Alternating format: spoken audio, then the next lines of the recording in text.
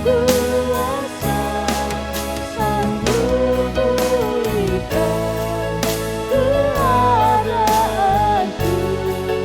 Dalam tangan-Mu seluruh hidupku tak akan goyah selamanya. Angkatlah Tuhan, berkat teduhku.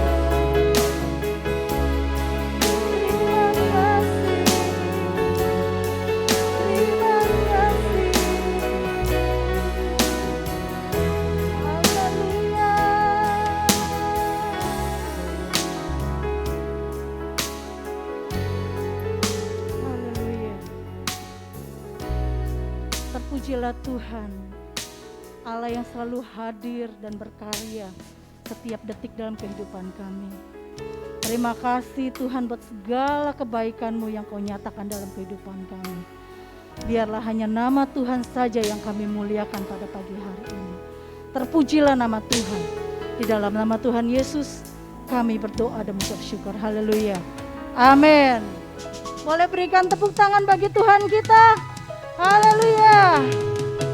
Biarlah setiap yang bernapas pagi hari ini kita memuji Tuhan. Amin.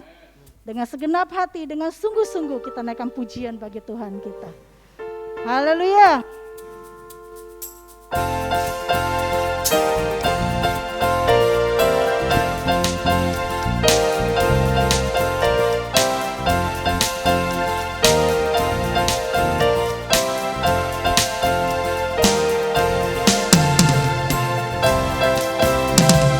Tuhan Allah kita bertahta atas pujian umat-Nya.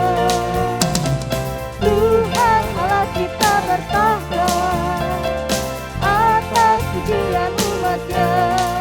Bila Allah hadir di tengah kita, kuasanya mengalir dengan dahsyatnya.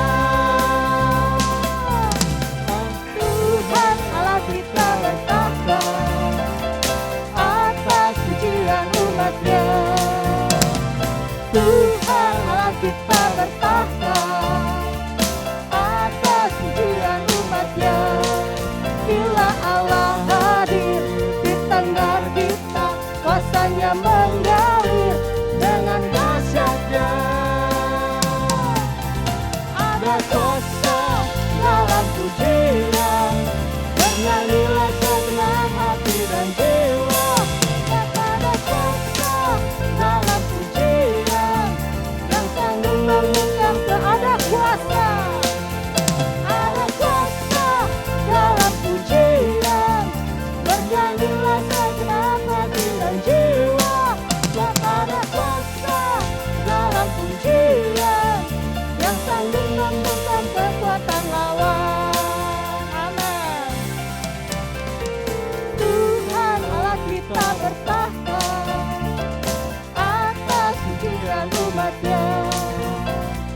Tuhan Allah kita bertahta atas pujian umat-Nya. Bila Allah hadir di tengah kita, kuasanya mengalir dengan dahsyatnya. Ada kuasa dalam pujian, bernyanyilah segenap hati dan jiwa. Ada kuasa dalam pujian, yang sanggup membungkam kekuatan. Ada kuasa dalam pujian, bernyanyilah segenap hati dan jiwa. Ada kuasa dalam pujian, yang sanggup membungkam. Sekali lagi, ada kuasa dalam pujian, bernyanyilah segenap hati dan jiwa. Ada kuasa dalam pujian, yang sanggup membungkam kekuatan lawan.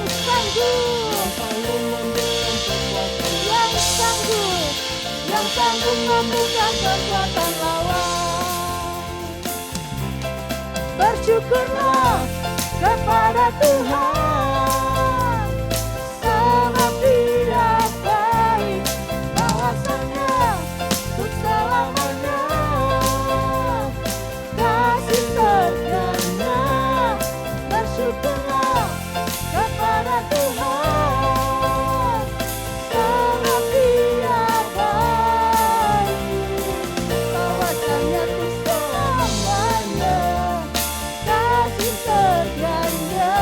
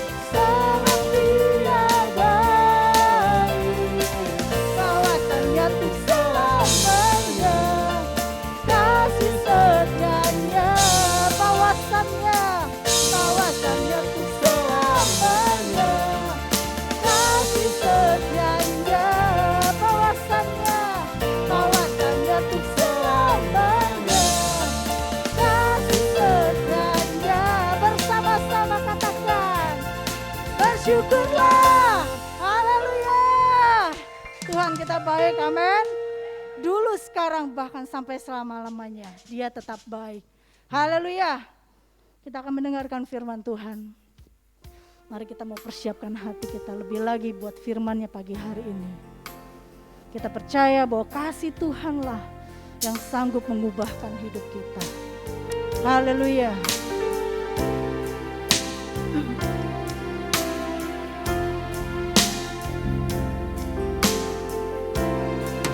Kuasa-Mu terlebih besar, Tuhanku terlebih besar, tak pernah terlambat janji-Mu ya Tuhan, menolong hidupku. Kuasa-Mu terlebih besar, Tuhanku terlebih besar, tak pernah terlambat janji-Mu ya Tuhan, pulihkan hidupku. Katakan, kuasa-Mu terlebih besar. Kuasa-Mu terlebih besar, Tuhanku terlebih besar, tak pernah terlambat janji-Mu ya Tuhan, menolong hidupku. Kuasa-Mu, kuasa-Mu terlebih besar, Tuhanku terlebih besar, tak pernah terlambat janji-Mu ya Tuhan, pulihkan hidup. Sekali lagi, katakan, kuasa-Mu terlebih besar. Kami percaya Tuhan, kuasa-Mu sanggup mengubahkan hidup kami. Besar, tak pernah terlambat janji-Mu ya Tuhan, menolong hidupku.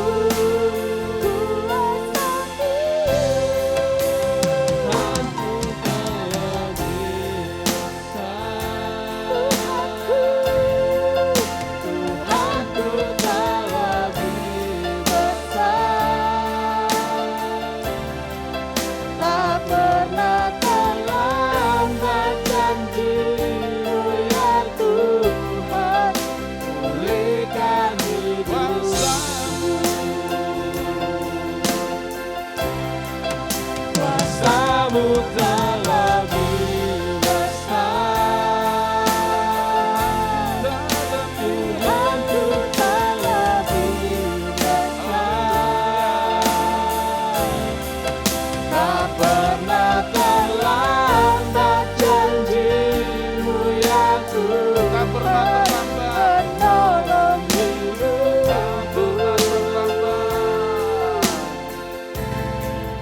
Tak pernah terlambat janji, tak pernah terlambat ya Tuhan, tak pernah terlambat lagi katakan, tak pernah terlambat, tak pernah terlambat janji-Mu ya Tuhan, pulihkan hidup.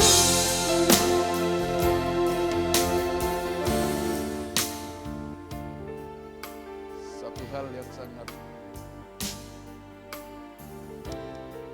menghidupkan kami, karena janji-Mu tidak pernah terlambat memulihkan kami. Seberapapun keadaan hancurnya kami, Tuhan sanggup memulihkan. Hari ini kami datang Kami datang bersyukur kepada Tuhan, kesempatan terbaik boleh ibadah. Semua karena anugerah Tuhan yang terlebih besar buat kami. Sementara di tengah-tengah tekanan corona yang menghimpit bangsa-bangsa, lebih lagi bangsa kami, masih Tuhan beri kami perlindungan. Hari ini kami boleh ada, semua karena kebaikan Tuhan. Terima kasih Tuhan Yesus. Terima kasih, kami percaya kuasa-Mu terlebih besar. Lebih lagi Tuhan kami di dalam Yesus lebih besar dari segalanya. Kami gak takut untuk keadaan apapun karena ada yang lebih besar menyertai kami. Sebentar kami akan dengar firman-Mu, bicaralah kepada kami, perkaya kami, tegur kami, bahkan restorasikan hati pikiran kami dalam menjalani kehidupan sebagai saksi-saksi Kristus dimanapun kami berada. Dalam nama Yesus kami bersyukur dan berdoa. Haleluya. Amin. Amin. Amin. Amin. Amin. Salam. Iya, salam. Semua saudara-saudaraku yang menikmati, yang mengikuti acara secara live streaming, saya juga mengatakan salam. Salam sejahtera buat semua yang mengikutinya, terlebih juga yang ada di tempat ini. Saya berterima kasih sekali untuk kesempatan boleh ada di tempat ini. Ini kali perdana pencetak rekor di Grand Mall ini ya. Terima kasih buat Tuhan Yesus, terima kasih buat pimpinan saya Pak Dr. Tony. Semua ini anugerah Tuhan. Terima kasih buat teman-teman yang terlibat dalam pelayanan di tempat ini. Kita akan mendengar firman Tuhan. Kita akan bahas dari Kisah Para Rasul pasal pertama. Yang akan jadi pembacaan kita ini 2 perikop dari ayat pertama sampai ayat 11. Mainnya di angka 1 saja semua. Kisah Para Rasul 1 ayat 1 sampai ayat 11, supaya kita semua terlibat dalam membaca firman Tuhan. Saya mengajak saudara-saudara untuk terlibat membacanya. Yang ada di tempat ini yang bawa Alkitab boleh bangkit berdiri menghormati pembacaan firman Tuhan. Yang di rumah juga boleh bangkit berdiri bersama-sama. Kita akan baca ayat ini ganti-gantian. Saya baca ayat 1, saudara-saudara baca ayat 2. Kita selesai berhenti pada ayat 11. Saya mulai dengan ayat pertama. Hai Theophilus, dalam bukuku yang pertama aku menulis tentang segala sesuatu yang dikerjakan dan diajarkan Yesus. Sampai pada hari Ia terangkat, sebelum itu Ia telah memberi perintahnya oleh Roh Kudus kepada rasul-rasul yang dipilihnya. Kepada mereka ia menunjukkan dirinya setelah penderitaannya selesai, dan dengan banyak tanda ia membuktikan bahwa ia hidup.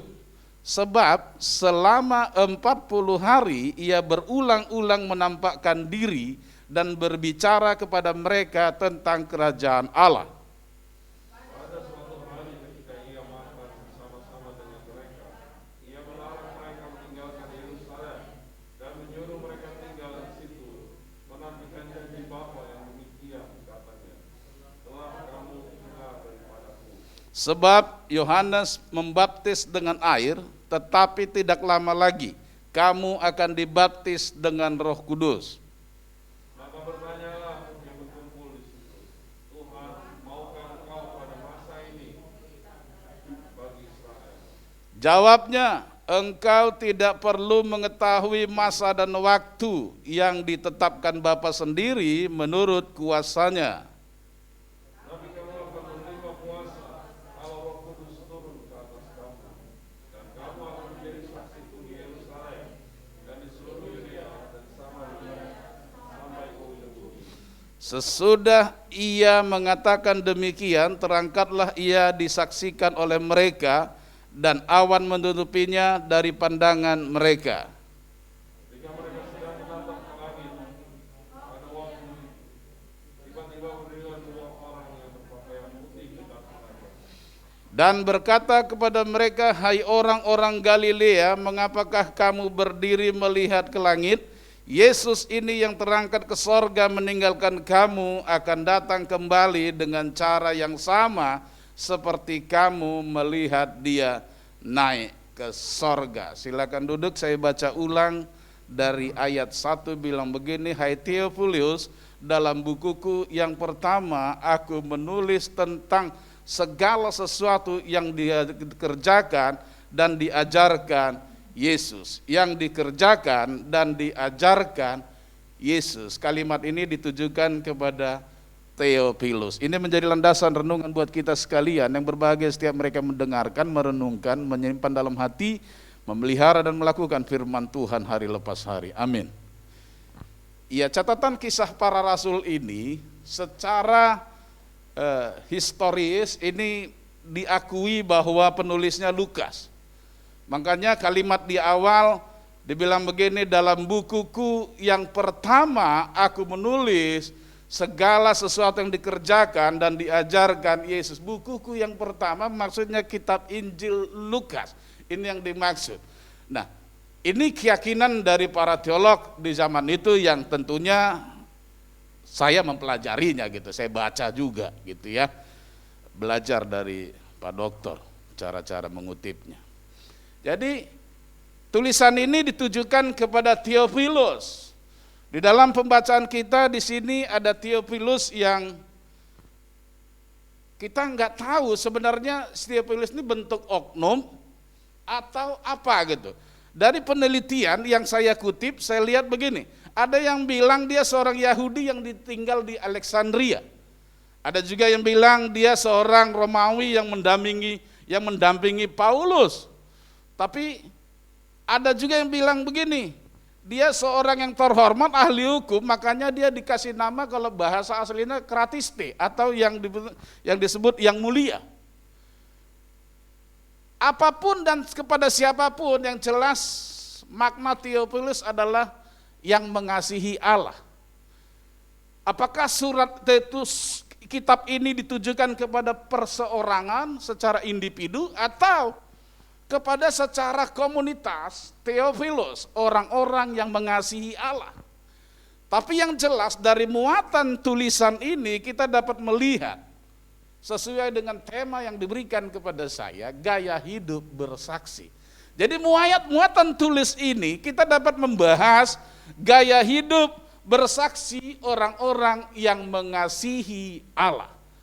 Jadi dari muatan ini saya bisa ajak kita semua untuk membahasnya. Yang pertama gaya hidup orang-orang yang bersaksi, gaya hidup bersaksi dari orang-orang yang mengasihi Allah. Yang pertama kalau kita petik dari ayat 1 sampai 3, kita pelajari di situ, melulu di situ yang dibicarakan tentang Yesus.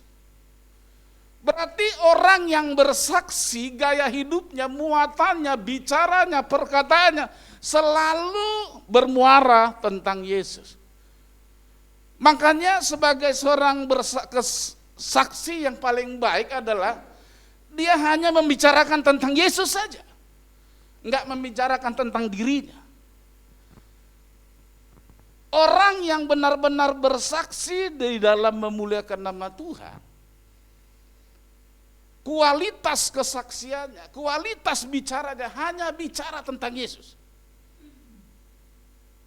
Enggak peduli kondisi hidupnya seperti apa, karena dia meyakini kalau dia bicara tentang Yesus, maka Yesus akan bicara tentang dia. Jadi seorang yang bersaksi, orang-orang yang hidup bersaksi, gaya hidupnya itu, muatannya itu, sentralnya cuma Yesus saja. Enggak ada yang lain. Dalam nongkrong, bicaranya tentang Yesus. Bahkan kalau anak muda, lagi pacaran pun bicaranya tentang Yesus. Saya enggak tahu Bapak Ibu waktu pacaran gimana. Kira-kira waktu ajak pacar, nggak tahu Pak Dokter gitu waktu dulu gimana gitu waktu ajak gitu. Ayo kita bicara tentang Yesus di warung bakso. Tapi yang jelas orang yang bersaksi gaya hidupnya ya Yesus saja, nggak ada yang lain. Yakinlah, ini pernah saya alami waktu itu ketika cinta mula-mula. Bukan berarti sudah habis dan tidak lakukan lagi. Sekarang sedang mengarah lagi ke situ. Sempat kendor, dihempas badai fata morgana. Hampir Yesusnya hilang. Tapi lama-lama aku sadar hidupku karena Yesus, kenapa aku harus melupakan dia. Mulai lagi menata kembali hidup ini.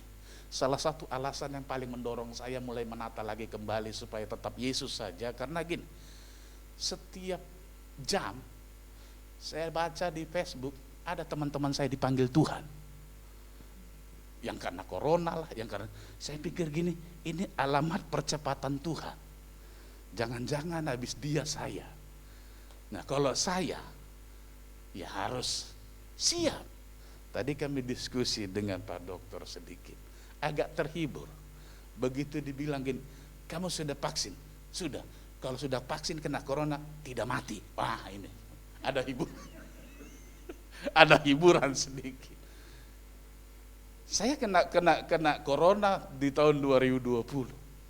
Hampir mati rasanya semua. Keluarga besar. Justru anehnya yang nggak kena cuma 1 orang, yang 5 orang, 4 anak kecil, 1 orang yang sudah agak tua, perokok kuat, nggak kena. Makanya dia bilang begini sama kamu, makanya ngerokoklah kalian semua. Aduh, ya, itulah keadaan, situasi zaman sekarang. Kalau enggak kita kembali kepada Yesus, dunia sedang mencekam. Makanya orang bersaksi gaya hidupnya, seluruh muatan hidupnya, pikirannya, pembicaraannya, perkataannya, bahkan perencanaannya hanya tentang Yesus. Mau menikah pun selalu bilangin, Yesus dimuliakan gak aku kawin dengan kau. Makanya dia gak mau ganti nama menjadi Jubaidah. Iya, saya ngelihat ada namanya Natalie, tapi ganti nama, enggak ganti nama, tetap dipakai Natalie. Ada namanya lain yang enggak dipopulerkan. Yang sekarang sedang masalah lagi rumah tangga. Orang yang hidupnya bersaksi enggak mudah terkecoh, terpengaruh, karena ada Yesus dalam hidupnya. Jadikanlah hidupmu hanya berpusat kepada Yesus. Orang bersaksi itu sentralnya Yesus saja. Orang yang memprioritaskan Yesus, hidupnya pasti diprioritaskan oleh Tuhan. Bahkan Matius 6:33 dibilang gini apa? Segala sesuatu akan ditambahkan. Kalau segala sesuatu itu termasuk kesehatan, termasuk ya berkat, termasuk jodoh. Iya. Termasuk jodoh itu ditambahkan, bukan berarti 1 jadi tambah 2 gitu. Iya, saya pikir hampir Pak Dokter protes sama saya karena nyonya melotot, tambah lagi kan kacau dunia ya. Tapi yang jelas segala sesuatu pasti ditambahkan kalau kita mengutamakan Tuhan. Nah orang-orang yang hidupnya bersaksi, gaya hidupnya selalu mengutamakan Yesus, mengutamakan Tuhan, melulu tentang Tuhan saja dalam kehidupannya. Segala perencanaannya selalu berpikir Tuhan dimuliakan enggak dengan rencana ini. Kalau tidak dimuliakan, aku tidak kerjakan. Saya berpikir kalau sudah seidealis seperti itu hidup kita sebagai orang bersaksi, saya yakin enggak susah untuk mengubah Indonesia. Makanya mari kita sama-sama belajar untuk menjadikan Yesus segalanya dalam hidup kita. Muatan ini dituliskan oleh Lukas kepada orang-orang yang mengasihi Allah, selalu berbicara karena Yesus. Anugerah Tuhan Yesus. Makanya yang pertama saya menuliskan buat kita sekalian, saudara-saudaraku yang menyaksikan acara ini. Orang yang bersaksi gaya hidupnya yang pertama, Yesus yang menjadi pusat hidupnya. Itu yang pertama, gaya hidup yang pertama. Orang yang bersaksi selalu menjadikan Yesus alasan utamanya untuk segala sesuatu. Makanya Saudara datang beribadah, jadikanlah Yesus alasan. Saudara datang melakukan kegiatan sosial, jadikanlah Yesus alasan. Saudara berbakti kepada orang tua, jadikanlah Yesus alasan. Bahkan saudara mengikuti pendidikan, perkuliahan, sekolah, di SLA, di adab, apapun sistemnya, mau daring atau enggak, jadikan Yesus alasannya. Orang menjadikan Yesus alasannya, saya yakin dia pasti orang berkualitas, hasilnya pasti luar biasa. Saya pun datang ke tempat ini selain karena mendapatkan kehormatan, karena Yesus alasannya. Saking semangatnya, saya datang nyampe sini 8:30. Saya pikir di mana tempatnya. 8:30 sampai saya muter-muter dulu. Muter-muter kayak apa? Kayak Boeing 747. Akhirnya mendarat di tempat mie ayam. Nunggu waktu. Istri sudah pesan. Istri saya orang disiplin, memang orang ekonomi begitu. Selalu bilang, kamu itu kalau dipercaya orang, jangan terlambat.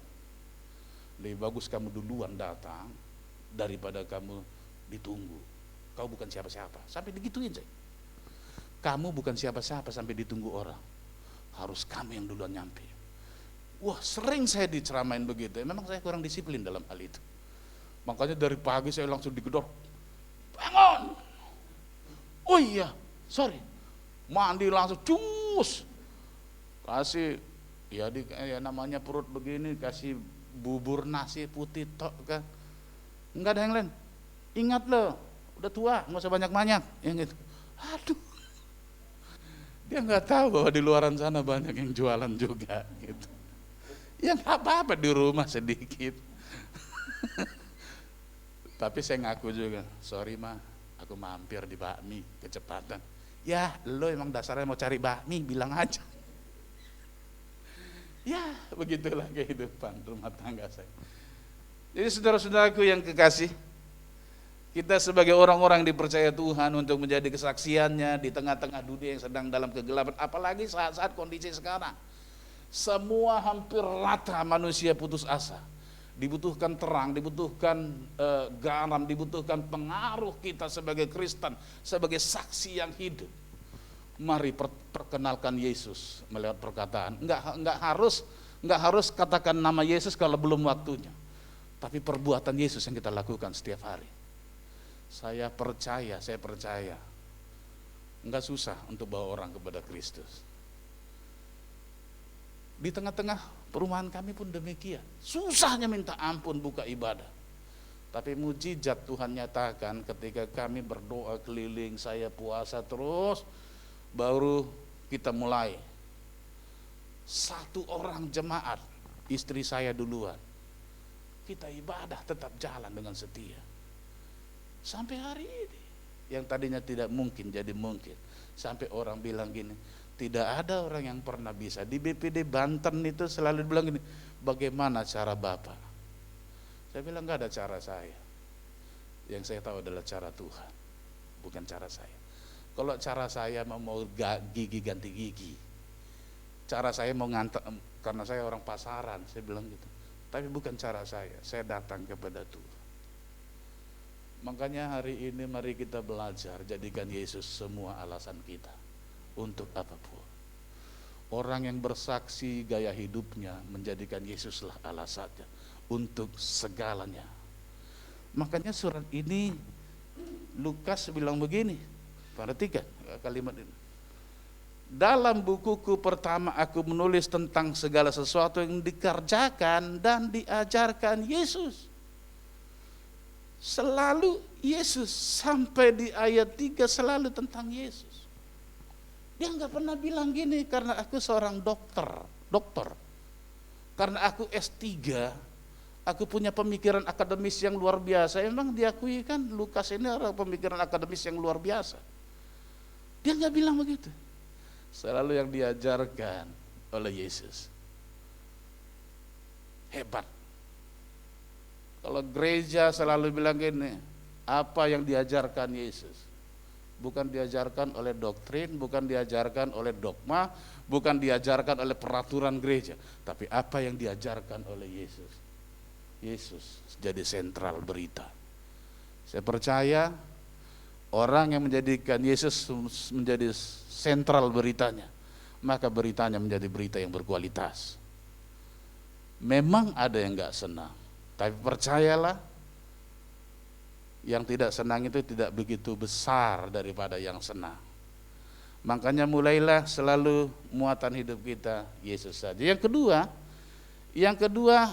kalau kita mau belajar dari ayat ini, kita melihat gaya hidup bersaksi orang-orang yang mengasihi Allah sesuai dengan tulisan Lukas ini.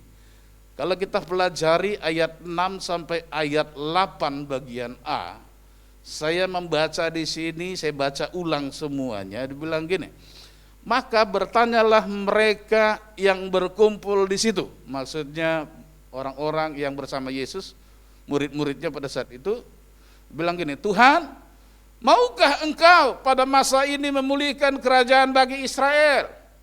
Jawab Yesus, engkau tidak perlu mengetahui masa dan waktu yang ditetapkan Bapa sendiri menurut kuasanya.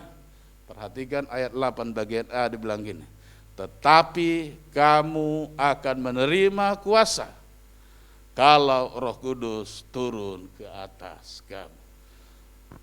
Di ayat ini kita melihat ada satu kebutuhan secara secara politik oleh murid-muridnya supaya Yesus memulihkan Israel dalam tanda petik secara politik. Maksud mereka, pulihkanlah Israel. Kenapa mereka menginginkan itu? Karena Israel kondisinya sedang dijajah oleh Romawi. Mereka kepingin supaya Israel lepas dari jajahannya. Yang mereka inginkan karena mereka lihat Yesus buat orang buta melihat, orang lumpuh berjalan, orang mati dibangkitkan. Mereka ingin supaya kuasa itu didemonstrasikan untuk memulihkan Israel, tapi Israel secara politik. Maka Yesus lain lagi bilang gini, kamu gak perlu tahu. Jadi tujuan Yesus dengan tujuan murid-muridnya di sini jelas beda. Betul Israel, tapi Israel secara rohani. Israel itu kan, Isra itu pilihan, El itu Allah. Jadi pilihan Allah bukan secara politik, pilihan Allah secara rohani. Nah saudara dan saya, karena kita dibilang gini adalah orang yang dipilih Allah, bukan kita yang milih Tuhan. Karena kita yang dipilih Allah, arti katanya adalah Israel. Pilihan Allah. Ini yang dimaksud oleh Tuhan sesungguhnya. Makanya Yesus bilang begini, apabila, ayat 8a, tetapi kamu akan menerima kuasa kalau Roh Kudus turun ke atas kamu. Ini bicara tentang gaya hidup. Kalau Roh Kudus memenuhi orang-orang yang bersaksi, dia pasti punya power. Dia punya kuasa. Nah, gaya hidup orang-orang bersaksi pilihan-pilihannya Tuhan, orang yang mengasihi Tuhan, gaya hidupnya dipimpin oleh Roh Kudus.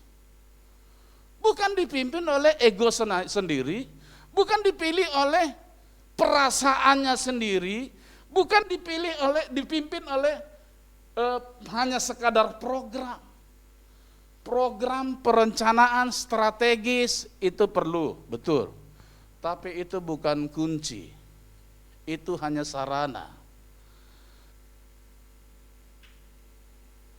Yang penting ada Roh Kudus masuk dalam hidup setiap orang. Karena dikatakan dalam firman Tuhan, Roh Kuduslah yang memimpin setiap orang yang mengasihi Allah, Theophilus, Israel, ke dalam seluruh kebenarannya. Roh Kuduslah yang memberikan kekuatan. Roh Kuduslah yang memberikan roh yang bukan ketakutan tapi membangkitkan kekuatan. Roh Kuduslah yang memberikan bahkan merestorasikan kehidupan orang. Dan Roh Kuduslah yang memimpin orang untuk mengerti manakah kehendak Tuhan, manakah yang bukan kehendak Tuhan. Mungkin sama-sama baik, tapi belum tentu sama-sama kehendak Tuhan. Tapi apabila Roh Kudus turun atasmu, kata Tuhan, apabila Roh Kudus yang memimpin hidupmu, kau mengerti mana kehendak Tuhan, mana yang bukan. Artinya kita akan memiliki kuasa, bukan saja kuasa untuk mengusir setan, tapi kuasa untuk berkata tidak, melakukan perbuatan yang salah. Makanya yang kedua, gaya hidup orang bersaksi. Yang kedua ini yang tidak kalah penting dari yang pertama. Hidupnya dipimpin oleh Roh Kudus. Orang yang dipimpin oleh Roh Kudus itu rendah hati. Enggak ada orang dipimpin Roh Kudus suka marah-marah. Aku sedang kepenuhan roh, jangan ganggu aku. Enggak ada itu. Aku sedang berbahasa roh, tapi musuhan sama temannya. Enggak ngomongan, enggak ada itu. Itu bukan Roh Kudus. Roh Kudus. Orang dipimpin Roh Kudus itu rendah hati. Orang yang dipimpin Roh Kudus punya prinsip hidupnya, biarlah aku makin kecil asal dia makin besar. Orang yang dipimpin Roh Kudus sama dia akan bilang gini, amin perkataan Paulus, bukan aku lagi tapi Yesus yang hidup di dalamku. Orang yang dipimpin oleh Roh Kudus, dia enggak lagi melulu mengambil untuknya, tapi dia akan membagikan hidupnya untuk orang lain. Itulah gaya hidup orang bersaksi, dipimpin oleh Roh Kudus. Kadang tak terduga, tiba-tiba melakukan sesuatu yang terpuji. Bedanya kebanyakan orang gini, kadang tak terduga, pulang dari gereja, tiba-tiba melakukan yang tidak terpuji. Beda, sama-sama melakukan. Tapi yang pertama melakukan yang terpuji, tapi yang kedua yang tidak dipimpin Roh Kudus melakukan yang tidak terpuji. Orang-orang yang dipimpin oleh Roh Kudus, dia pasti melakukan apa yang terpuji. Jadi gaya hidup orang-orang bersaksi, orang-orang pilihan Tuhan, Theophilus, orang-orang yang mengasihi Tuhan. Yang kedua, gaya hidupnya pasti dipimpin oleh Roh Kudus. Makanya periksa hidup kita. Apakah hidupku sudah dipimpin oleh Roh Kudus ataukah tidak? Nah, orang yang dipimpin Roh Kudus itu pasti akan mengalami kuasa kesaksian. Tahu nggak kuasa kesaksian? Kuasa kesaksian begini. Kuasa kesaksian, sesuatu yang diperlihatkan itu sudah dilakukan. Itulah kuasa kesaksian. Kuasa kesaksian bukan sekadar begini, orang sakit didoakan sembuh, karena setan pun bisa menyembuhkan orang sakit. Itu perkara kecil. Kesembuhan bukan masalah fisik yang paling nomor satu. Kesembuhan adalah ketika hubungan yang rusak dengan Tuhan itu dipulihkan. Itulah kesembuhan yang paling penting. Sentral kita kebanyakan berpikir gini, ketika orang sudah tua 80 tahun kita bilang, mujizat Tuhan nyatakan, sembuhkan mamaku. Itu bukan lagi kesembuhan, menyiksa.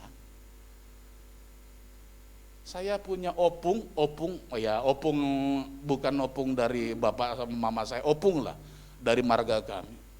Ketika ulang tahun, kita bilang gini, panjang umurnya. Dia bilang, berhenti, panjang umur, udah capek saya hidup. Iya loh, gak mau panjang umur, udah capek saya hidup. Saya berpikir gini, gila keren banget nih opung. Saya pengennya dipanjang umurin orang terus dalam ulang tahun. Dia udah gak mau. Udah capek katanya. Umurnya udah 90-an. Aduh. Itu kondisinya. Jadi orang-orang yang hidupnya bersaksi, gaya hidup orang bersaksi itu dipimpin Roh Kudus, ada kuasa kesaksian. Artinya sesuatu itu terjadi dulu dalam dirinya sebelum dia menyaksikan sama orang lain. Kita harus bertobat dulu sebelum mengajak orang bertobat. Jangan ikuti bapak-bapak di rumah, di luar sana. Anaknya dipukul, ke gereja. Anaknya pergi ke gereja, kalau nggak ke gereja dipukul. Tapi bapaknya di rumah nonton tinju. Itu rata-rata orang Batak kebanyakan begitu. Ada jemaat datang ke gereja. Akhirnya dia bilang, menyatakan diri, aku mau jadi jemaat sini aja lah. Kenapa? Apakah salah gereja bapak ibu? Enggak. Setiap aku datang pergi ke gereja sama bapaknya, aku disuruh masuk ke gereja, dia di warung kopi di depan gereja. Anehnya tahu lagi pas doa berkat. Doa berkat udah duduk di sampingnya. Setiap minggu begitu. Aku pengen ikut dia. Saya bilang gini, oh iya memang gitu rata-rata, suku kami kebanyakan gitu. Karena ada warung kopi di seberang gereja, biasanya itu, kadang samping gereja warung kopi. Enggak salah warung kopi, yang salah orangnya. Karena saya juga tadinya suka ngopi. Jadi gaya hidup orang bersaksi adalah orang-orang yang mengasihi Tuhan, Theophilus. Yang kedua, dia hidupnya pasti dipimpin oleh Roh Kudus. Orang yang dipimpin Roh Kudus akan mengalami kuasa kesaksian. Orang yang dipimpin Roh Kudus hidupnya pasti dalam kebenaran. Orang yang dipimpin Roh Kudus selain dia murah hati, dia pasti ramah. Dia pasti lemah lembut. Lemah lembut itu bukan gemulai, jangan salah terjemahkan. Lemah lembut itu adalah, kalau saya terjemahkan begini, lemah lembut itu adalah begini, memiliki hati yang elastis. Ketika dia tersinggung, saat itu dia mudah mengampuni. Itulah lemah lembut. Ketika dia marah, saat itu dia bisa reda. Itulah lemah lembut. Orang yang perkataannya gemulai tapi menyimpan dendam, itu bukan lemah lembut. Jadi lemah lembut itu memiliki hati yang elastis. Itu terjemahan saya, enggak ada di Alkitab. Hanya di Alkitab dibilang gini, salah satu buah roh adalah kelemah lembutan. Jadi saya terjemahkan lemah lembut itu adalah hati yang elastis, seperti yang dimiliki Yesus. Saat ini kita menyakiti hatinya, ketika kita datang tersungkur kepada Dia, Tuhan pasti ampuni. Hanya masalahnya Alkitab mencatat Tuhan tidak suka dipermainkan. Itu menjadi batasan kita untuk hidup supaya tidak sesuka-sukanya. Yang pertama, gaya hidup orang bersaksi itu melulu tentang Yesus. Sentralnya Yesus. Yang menjadi muatan beritanya selalu tentang Yesus. Yang kedua, hidupnya dipimpin oleh Roh Kudus. Ini dari catatan tulisan Lukas. Nah, yang ketiga, gaya hidup orang bersaksi, orang-orang yang mengasihi Allah, para Theophilus, para Israel. Ayat 8 bagian B jelas sini dicatat begini. Dan kamu akan menjadi saksiku di Yerusalem dan di seluruh Yudea dan di Samaria dan sampai ke ujung bumi. Jadi gaya hidup orang-orang bersaksi, orang-orang yang mengasihi Allah, para Israel, pilihan-pilihannya Tuhan. Yang ketiga, sesuai dengan suratan tulisan dari Lukas ini di ayat 8b, bersaksi di setiap saat dan tempat. Beda tipis dengan yang pertama, tapi paling tidak di bagian yang ketiga, bersaksi setiap saat dan di setiap tempat, dimanapun. Itu biasanya warna orang hidup yang masih memiliki cinta mula-mula. Pagi, siang, malam selalu Tuhan mengisi, selalu bersaksi. Setiap hari. Dimulai dari Yerusalem. Dalam keluarganya dia selalu bersaksi. Saya bilang gini, kita tidak akan bisa berhasil bersaksi keluar kalau di rumah tangga kita nggak bisa bersaksi. Karena dasar yang paling kuat pertama adalah keluarga. Kalau kita jadi saksi, jadi berkat, jadi terang di tengah-tengah keluarga kita, saya percaya terang kita akan bersinar cemerlang di Yerusalem, di Yudea. Dan ini juga mempengaruhi sampai ke Samaria. Bukan sampai ke Samaria saja, sampai ke ujung bumi. Saya sangat diberkati dengan pembahasan panutan saya ini. Ujung bumi di mana katanya. Nah ini nanti tempat di kali waktu lain dah saya kupas lagi. Karena ujung bumi kata yang tulis itu, yang saya dengar di daerah yang jauh sana kami dengar. Ternyata ujung bumi itu, itu nanti saya bahas. Iya. Kita tidak akan bisa bersaksi sampai ke ujung bumi kalau tidak memulai dari Yerusalem. Yerusalem merupakan sebuah gambaran rumah tangga kita, keluarga kita. Jadilah terang di tengah-tengah keluargamu. Bukan hanya pagi. Bukan hanya hari Minggu. Setiap hari, setiap saat harus jadi saksi, harus bersaksi. Setiap saat. Seringkali orang menjadi malaikat itu hari Sabtu dan Minggu. Hari Jumat karena kata nenek-nenek itu banyak setan bergentayangan, maka dia jadi setan. Tapi sudah mulai mendekati menjadi malaikat lagi. Entar Jumat malam berdoa lagi, karena Sabtu ibadah lagi, Minggu pelayanan lagi. Tiap hari, bukan cuman di hari Minggu jam 10, tapi setiap hari bersaksi. Pun itu kalau Roh Kudus turun. Pertanyaannya, Roh Kudus sudah turun apa enggak? Salah satu cara kita untuk dapat mengenali Roh Kudus sudah masuk dalam hidup kita atau tidak, begini. Ketika kita takut melakukan dosa dan menyesali perbuatan yang sudah kita lakukan, pelanggaran, saya meyakini itulah Roh Kudus yang mengajarkan ke iman kita, ke roh kita. Pertanyaannya, waktu kau melakukan kesalahan, ada enggak sensitif itu?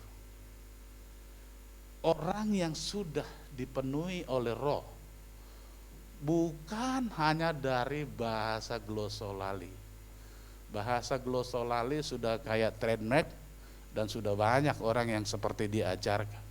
Saya waktu baru bertobat dulu di KKR, saya pernah diajarkan orang, ulangi. Apanya yang diulangi? Ya ikuti, apanya yang saya ikuti? Ya, nggak ngerti saya doa aja dengan hati saya. Saya selalu begitu, saya doa aja dengan hati saya. Mau gitu emang harus begitu? Jadi kalau nggak begitu saya bisa nggak ke gereja ini? Saya bilang, ya bisa aja Pak. Ya udah, nggak usah suruh saya segitu. Dulu saya nggak anti dengan glosolali, tapi saya nggak jadikan itu menjadi tolak ukur yang pertama. Tolak ukur pertama untuk mengenali kita secara gampang saja. Waktu kita berbuat dosa, kita menyesal. Itu Roh Kudus yang sedang bicara. Karena daging kita nggak pernah menyesal.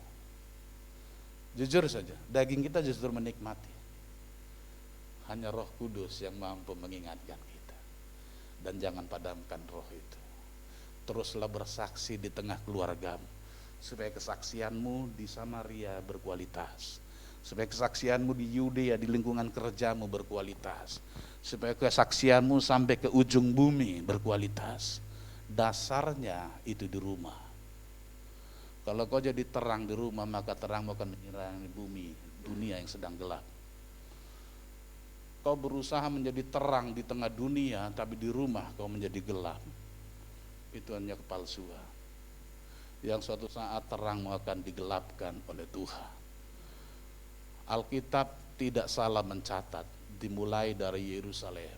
Itu sebuah gambaran keluarga kita, di diri kita, di lingkungan kita. Baru ke Yudea. Yudea bisa bicara tentang tempat kerja, bisa bicara tetangga. Baru sampai ke Samaria, keluarga besar, lingkungan lain. Bukan saja Samaria, ujung bumi katanya. Tapi ingat, dasarnya selalu Yerusalem.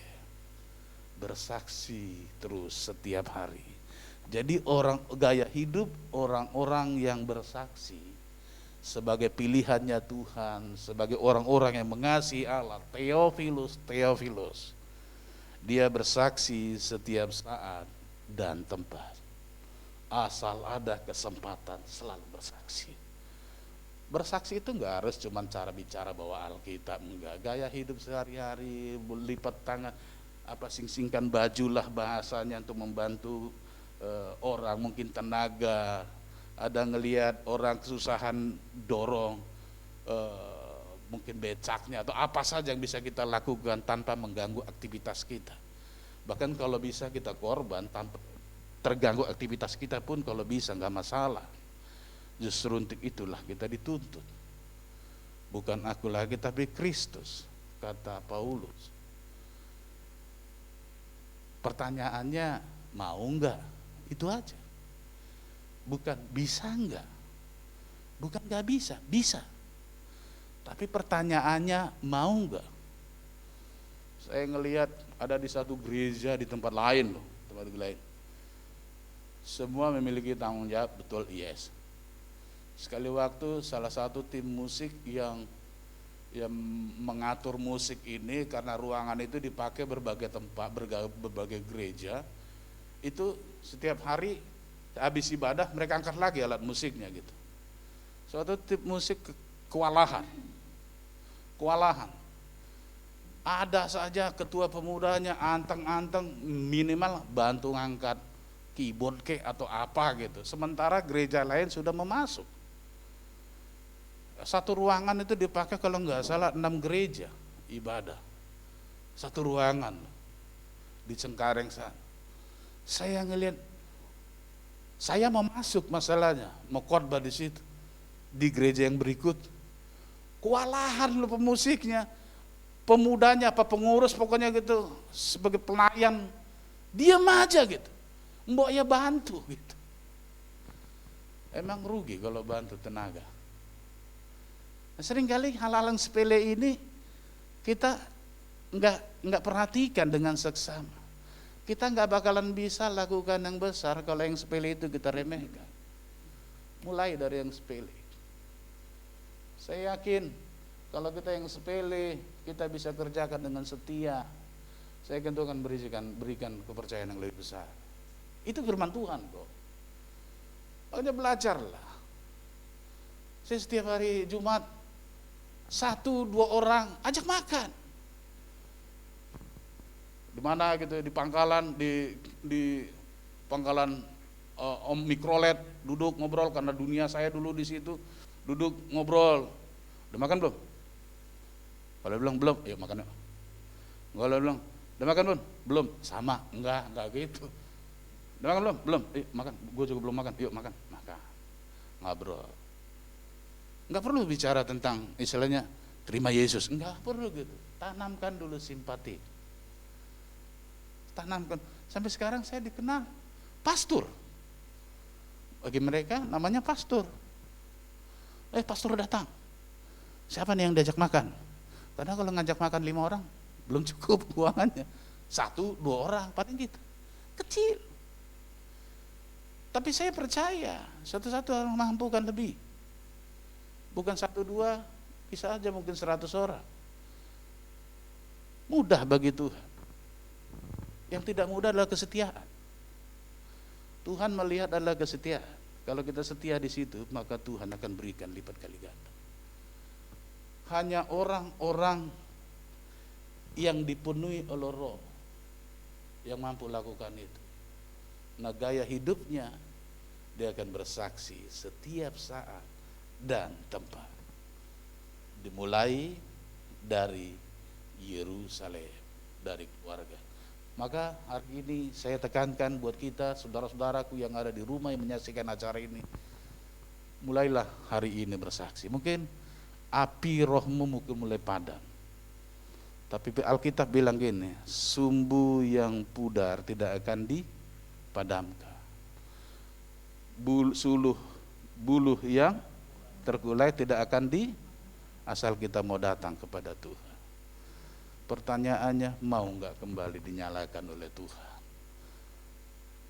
Milikilah gaya hidup orang bersaksi yang menjadikan Yesus segalanya, alasan hidupnya, yang hidupnya dipimpin oleh Roh Kudus, yang selalu bersaksi di setiap saat dan tempat. Jika saudara orangnya mau dipulihkan kembali, saudara-saudaraku yang menyaksikan acara ini yang mau dipakai kembali, memiliki gaya hidup orang bersaksi yang betul-betul berkualitas, saudara saya ajak bangkit berdiri dan katakan komitmenmu kepada Allah. Karena ini bukan karena kekuatan kita, hanya Tuhanlah yang memampukan kita untuk melakukan yang terbaik.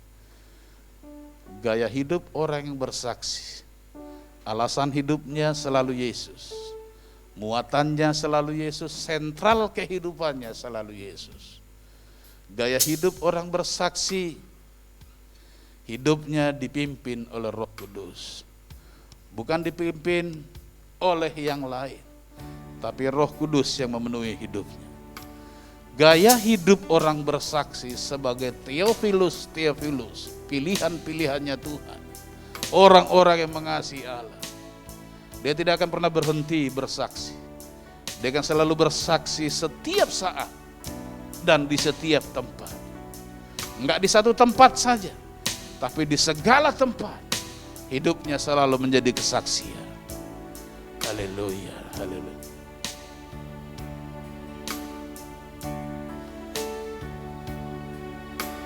Bukan dengan kekuatanku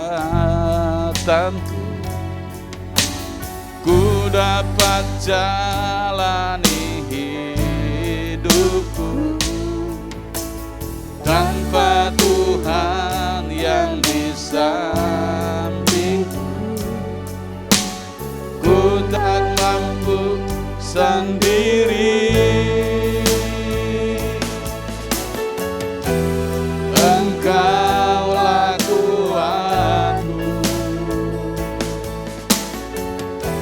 yang menopangku, ku pandang wajah-Mu dan berseru, pertolongan-Mu datang dari-Mu, peganglah tanganku, jangan lepaskan.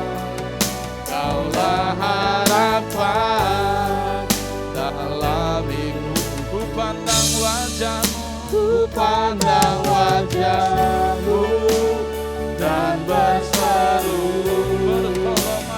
pertolongan-Mu datang dari-Mu, peganglah tanganku, jangan lepaskan. Kaulah harapan dalam hidup. Kaulah harapan, kaulah harapan dalam hidupku.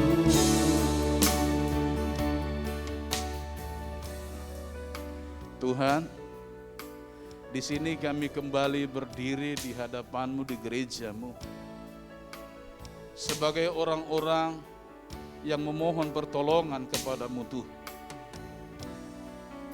Seringkali kami gagal menjadikan Yesus menjadi pusat dalam hidup kami. Lebih banyak kami terselet oleh rencana-rencana belaka, program-program belaka, sehingga seringkali posisi Yesus tergeser dalam agenda utama kami. Sebab itu hari ini Tuhan, kami datang memohon kepada-Mu. Masuklah kembali dalam hidup kami. Jadilah raja, jadilah penguasa. Engkaulah yang menjadi sentral dalam hidup kami. Untuk pekerjaan kami, untuk rumah tangga kami, untuk pelayanan kami, untuk persaudaraan kami, komunitas kami. Biarlah Engkau saja yang menonjol dalam hidup kami ya Tuhan. Ampuni kami kalau selama ini sering menenggelamkan Engkau Tuhan dalam diri kami. Kami memanipulasi diri kami Tuhan. Seakan-akan kami memperkenalkan Engkau dalam hidup kami. Namun lebih sering kami condong memperkenalkan diri kami sendiri ya Tuhan. Tapi hari ini lewat suratan dari kisah para rasul kami boleh belajar. Kami mau belajar untuk selalu Yesus saja. Yesus saja menjadi alasan dalam hidup kami. Untuk segalanya ya Tuhan. Biarlah mulut kami senantiasa membicarakan tentang Yesus. Biarlah pikiran kami selalu memikirkan tentang Yesus. Merencanakan tentang apa yang mau Tuhan kerjakan. Biarlah hati kami selalu dimuati oleh Yesus Kristus. Terima kasih Tuhan. Terima kasih Bapa. Terima kasih Tuhan. Tuhan pimpinlah kami ya Roh Kudus. Roh-Mu kiranya memenuhi seluruh alam hidup kami. Bawa kami ke dalam seluruh kebenaran-Mu, kerancangan-Mu Tuhan. Karena kami percaya rancangan-Mu selalu yang terbaik buat kami ya Tuhan. Bapa, berikan kami keberanian, berikan kami ketekunan, berikan kami keyakinan untuk terus bersaksi. Setiap saat, di segala tempat kami menjadi saksi-Mu Tuhan, kami menjadi terang. Sementara saat sekarang ada banyak orang sedang putus asa, orang sedang kehilangan harapan oleh karena tekanan corona. Ya Tuhan, hari ini kami mohon pakai kami untuk menggunakan kesempatan ini memperkenalkan Yesus. Lewat perbuatan kami, lewat tindakan kami, lewat cara kami bermasyarakat. Bapa, biar Yesus yang menonjol. Jadikan kami saksi-saksi-Mu dimanapun kami ada. Di setiap saat. Terima kasih Bapa, aku terbatas dalam menguraikan ini. Roh-Mu yang tidak terbatas aku mohonkan terus beracara buat kami semua. Sehingga kami enggak sekadar mendengar saja, kami mau terapkan dalam perjalanan hidup kami. Dimulai hari ini, kami mau menyala menjadi orang-orang yang bersaksi bagi kemuliaan nama Yesus. Terima kasih Bapa. Memberkati gereja-Mu ini, memberkati seluruh pengurus, memberkati keluarga gembala di tempat ini. Memberkati seluruh anggota jemaat, baik yang ada di tempat ini maupun di rumah masing-masing. Kami enggak tahu sampai kapan batasannya kami boleh bersama-sama berglori. Tapi kami percaya kami tetap ada bersama di dalam Tuhan. Terima kasih Bapa, dipuji, dimuliakanlah Tuhan. Di dalam Yesus Kristus Tuhan kami. Kami bersyukur dan berdoa, haleluya. Amin. Silakan duduk, saya kembalikan sama yang berwajib. Oh, udah di belakang. Kita akan mendengarkan pengumuman. Pertama-tama kami atas nama GBI Romangun Cabang Grand Mall Bekasi mengucapkan terima kasih kepada Bapak Pendeta Jeremia Situmorang, MTH, atas pelayanan firman Tuhannya pada hari ini.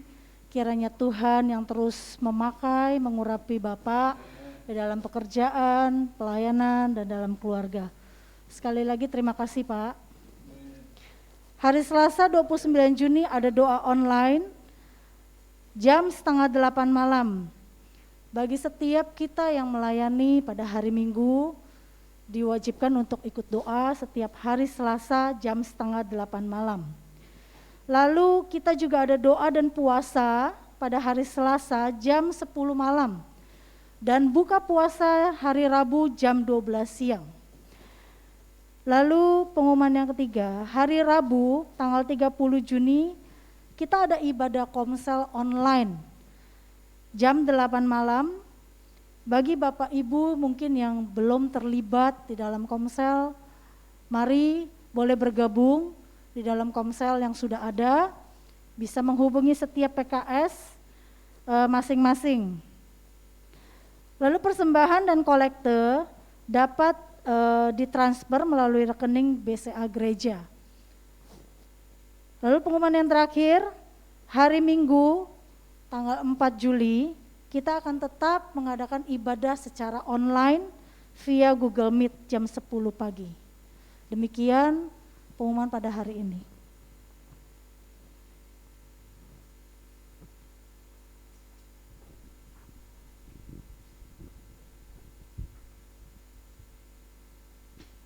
Saatnya kita akan berdoa syafaat. Mari Bapak Ibu yang di rumah, kami semua sehati untuk berdoa memohon belas kasihan Tuhan. Mari kita satu dalam doa. Bapa yang baik, Bapa yang kami kenal di dalam nama Tuhan Yesus, pada pagi hari yang indah ini Tuhan, kami bersama-sama Tuhan menghadap kepada-Mu kembali, mengucapkan segala puji syukur Tuhan karena segala pertolongan Tuhan dalam setiap kehidupan kami, sehingga kami semua Tuhan pada hari ini masih diberikan kesehatan, masih diberikan kesempatan untuk memuji, mendengarkan firman Tuhan. Tuhan Yesus, kami juga berdoa untuk hamba-Mu Bapak Yeremia Situmorang yang saat ini sedang menyampaikan firman-Mu Tuhan. Biarlah Engkau memberkati keluarganya, memberkati pelayanannya, Engkau selalu menjagai Tuhan dalam kesehatannya. Tuhan Yesus, kami menyerahkan kehidupannya ke dalam tangan kasih-Mu. Bapa, pada saat ini juga Tuhan kami teringat untuk gereja kami. Engkau juga memberkati Tuhan setiap program-program gereja kami, misi-misi gereja kami Tuhan. Biarlah Tuhan Engkau memberikan kemudahan dan kelancaran Bapa, sehingga Tuhan gereja kami boleh bersinar Tuhan di mana kami tempat berada Tuhan. Baik gereja-Mu ya Tuhan yang ada di pusat, di Jalan Duyung, di Ramangun Bapa, dan gereja-Mu yang ada di Grand Mall. Biarlah Engkau Tuhan memberkati semua pelayanan kami Bapa. Tuhan, kami juga teringat saat ini untuk saudara-saudara kami yang sedang sakit, bahkan yang terpapar COVID-19 Tuhan. Kami mohon belas kasihan-Mu Tuhan. Ulurkan tangan kasih-Mu yang penuh kuasa Bapa untuk menjamah Bapa setiap anak-anak-Mu Tuhan yang saat ini terpapar COVID-19. Engkau memberikan kesembuhan, Engkau memberikan pemulihan kembali Tuhan. Kami yakin dan percaya Engkau mempunyai kuasa yang lebih besar dari segala-galanya Tuhan. Engkaulah Allah kami, sumber pengharapan kami Bapa. Tuhan Yesus, secara khusus Tuhan, kami juga berdoa untuk saudara kami Cik Betty ya Tuhan, yang saat ini sedang menghantarkan, sebentar lagi Tuhan akan menghantarkan orang tuanya untuk pemakaman. Biarlah Tuhan Engkau memberikan kelancaran segala acara pemakaman yang akan dilaksanakan hari ini Tuhan. Engkau memberikan cuaca yang baik, bahkan Tuhan segala sesuatu yang dibutuhkan, yang diperlukan Tuhan, Engkau memberikan kemudahan untuk semuanya Bapa. Terima kasih Bapa. Kami juga Tuhan teringat untuk orang-orang tua kami Tuhan yang saat ini beribadah di rumah masing-masing. Biarlah Engkau juga menjagai, menjauhkan dari segala sakit penyakit. Engkau selalu pelihara kesehatannya Bapa, sehingga Tuhan kami semua Tuhan boleh orang tua kami semua boleh dalam keadaan sehat ya Tuhan, tidak kurang suatu apapun Bapa. Tuhan Yesus, kami juga membawa bangsa Indonesia ke dalam tangan kasih-Mu. Biarlah Tuhan kami berdoa pada saat ini bangsa kami boleh keluar dari suasana krisis kesehatan yang saat ini dihadapi bangsa kami Tuhan. Kau melihat Tuhan apa yang dilakukan pemerintahan kami ya Tuhan. Tuhan Yesus, kami hanya mohon pertolongan-Mu Tuhan, supaya Tuhan Kau hentikan segala penularan virus COVID-19 saat ini Bapa, yang begitu luar biasa masifnya Tuhan. Tuhan, tanpa kuasa-Mu Tuhan, semuanya tidak akan terjadi. Tapi kami yakin dan percaya kami punya Allah yang hidup, Allah yang besar Tuhan. Biarlah Tuhan semua program-program yang dilaksanakan oleh bangsa kami Tuhan boleh terlaksana dengan baik, terutama Tuhan untuk COVID-19, untuk vaksinasi ya Tuhan yang dilaksanakan pemerintahan kami, supaya Tuhan semuanya berjalan dengan baik, dan semakin hari semakin banyak Tuhan masyarakat yang divaksin Bapa, sehingga bangsa kami boleh kembali sehat, kembali bangkit Tuhan. Bahkan ekonomi Indonesia Bapa boleh kembali bangkit Tuhan. dan semua anak-anak-Mu boleh melakukan segala pekerjaannya dengan baik Tuhan. Tuhan Yesus memberkati para pemimpin kami, Bapak Presiden Joko Widodo dan wakilnya, seluruh para menteri yang tergabung dalam kabinet Indonesia Maju. Tuhan memberkati, Tuhan juga memberkati TNI dan Polri, Tuhan yang menjaga keamanan bangsa kami. Tuhan memberkati para dokter, perawat, bahkan Tuhan para medis, relawan Tuhan yang sudah mengabdikan hidupnya Tuhan untuk kesehatan bagi bangsa kami. Kami serahkan ke dalam tangan kasih. Terima kasih Bapa. Hanya di dalam nama Tuhan Yesus kami berdoa. Haleluya. Mari kita bangkit berdiri, baik yang ada di rumah juga. Hari ini angkatlah kedua tanganmu, dan ada tangan Tuhan yang kuat, yang terulur, yang memberkati, menyertai dan melimpahi kita dengan segala kebaikan-Nya. Terimalah berkat yang baru dari Bapa di surga.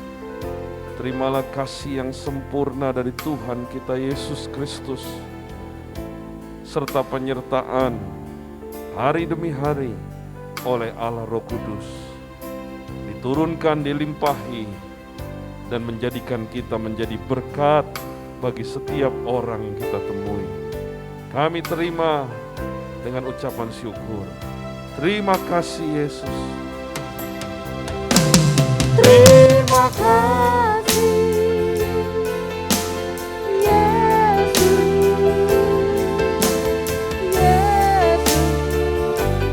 terima kasih anugerah-Mu buat hidupku sekarang.